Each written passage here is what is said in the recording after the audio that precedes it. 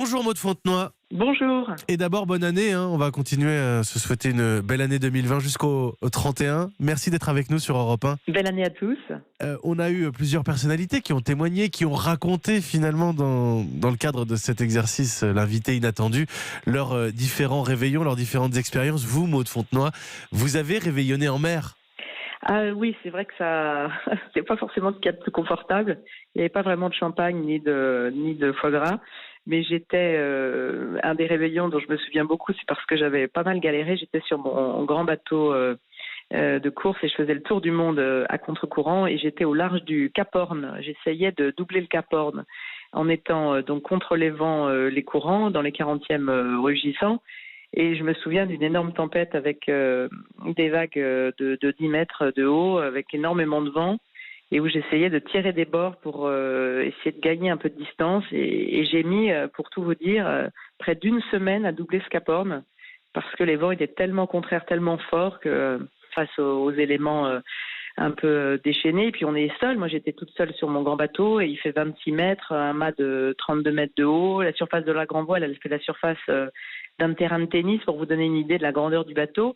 Et c'est vrai qu'on se sent tout petit parce que on se souvient que certains sont en train de faire la fête. Et moi, je me souviens d'être juste en train d'essayer d'affaler un peu la voile pour réduire la toile, pour essayer de ne pas trop me blesser. Je me suis cassé un doigt dans une manœuvre parce que le vent était tellement fort.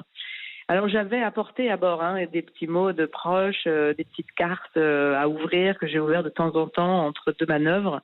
Mais je vous avoue que j'ai absolument rien mangé ce jour-là. On a de la Rien ce nourriture jour-là. Parce que j'ai un souvenir, excusez-moi, c'est impressionnant ce que vous faites, vous les navigateurs et navigatrices, mais j'ai un souvenir de Thomas Pesquet sur la Station Spatiale Internationale qui est parti avec un poulet au vin jaune cuisiné par Thierry Marx quand même, et il était dans l'espace. Quelque part, vous auriez pu organiser ça.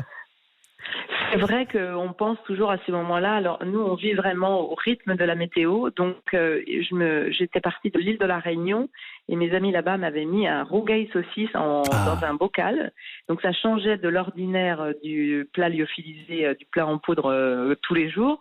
Donc j'avais ça vraiment dans les soutes. Mais il s'avère que quand on est comme ça, secoué par la mer, par le vent, on est plutôt en mode de survie et on se fait plutôt un plat en poudre quand on a vraiment besoin de manger, mais on pense plutôt à autre chose.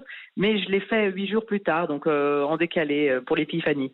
Maud Fontenoy, voilà pour ce réveillon là, on est un peu plus au calme, on est au début du mois de janvier. Alors je vous demande pas une liste de résolutions pour la nouvelle année, mais qu'est-ce que vous souhaitez vous intimement, personnellement pour 2020?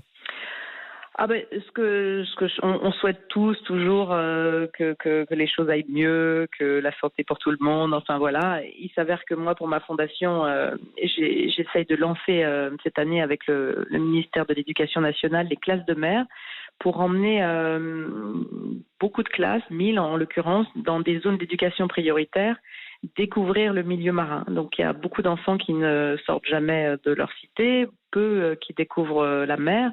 Et là, ce serait de réinstaurer ces classes de mer qui nous ont tant fait rêver quand on était jeunes et d'essayer de faire découvrir ce milieu marin à qui on doit tout. Parce que c'est vrai que les Français sont propriétaires de la deuxième surface maritime mondiale. Et pourtant, comme il disait Eric Tabarly, quand on est sur la plage, les Français, c'est ce qu'ils ont dans le dos, c'est la mer. Donc il y avait un côté un peu distant. On est loin de la mer. Et pourtant, la mer, c'est l'oxygène que l'on respire, la nourriture que l'on mange, c'est 22 000 médicaments, c'est les ressources de demain.